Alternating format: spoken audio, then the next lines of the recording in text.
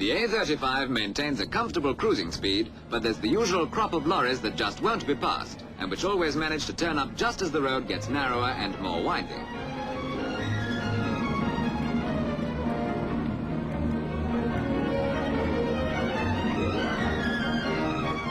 All the same, a lively little car like this will find a chance to overtake sooner than most.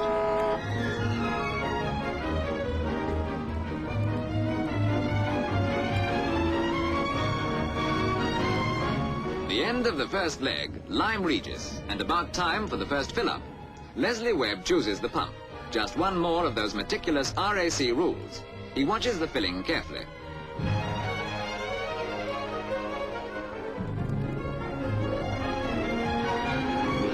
He checks the filler tube for the exact level, and the boot is again closed and locked.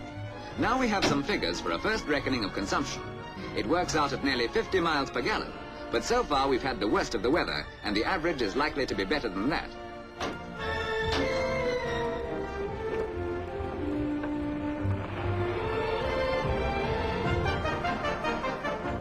Through the town, and we've still kept that 20 minutes ahead of schedule.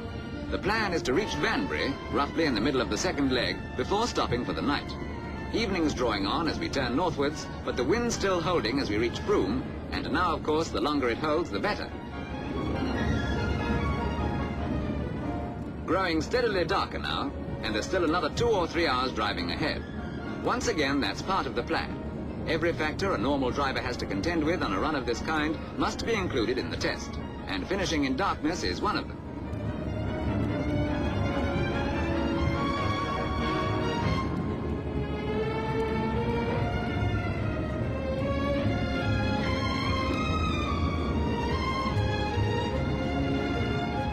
With nightfall, the wind has dropped, but we can't complain. It gave us a little help from Lyme Regis to Frome, and the weather forecast predicts some more help in the morning. Banbury, our stopping place for the night. A lock-up has been booked for the car. Off again after breakfast. Leslie Webb took the lock-up keys to bed with him, all the keys, for not even the RAC rules demand that he should sit up all night with the car.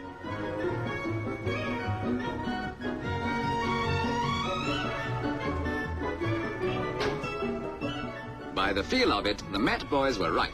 There's quite a breeze already, and a following wind to Lincoln will make us all square on the weather. Fair enough.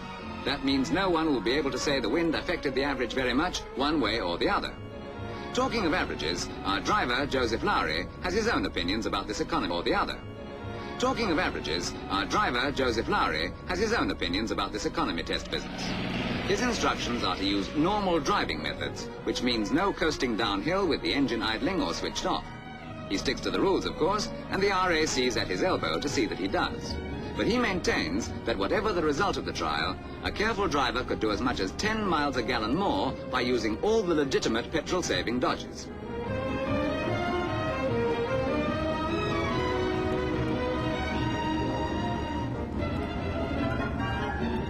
Still, a test is a test, and the idea is to find out what the A35 will do without the dodges.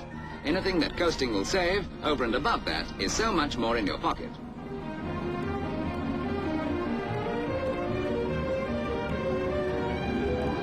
Lincoln, the end of the second leg, and by now we're nearly an hour ahead of our 30-mile-an-hour schedule. This will be the last fill-up before London, and it gives us another chance to check our consumption. And as we expected, that wind has tipped the balance. We're bettering the 50 miles per gallon target. But we mustn't count our chickens too soon. The trial isn't over yet.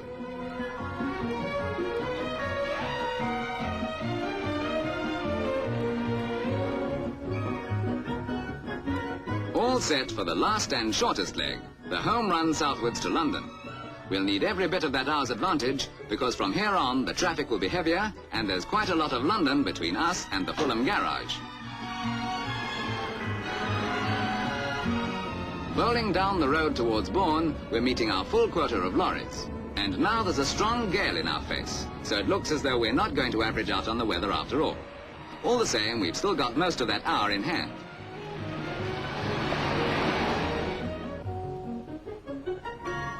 Night falling on the Great North Road, and there's not many miles to go now.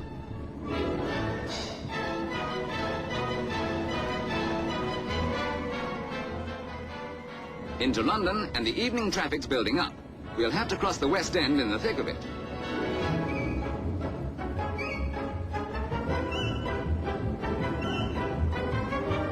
And now Fulham's in sight at last. 524 miles are behind us in 2 days' driving.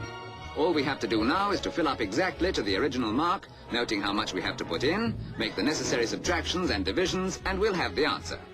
By the way, although this has been an economy test, pure and simple, it's worth mentioning that in the words of the RAC report, for the whole of the period during which the car was under observation, it gave no trouble whatsoever.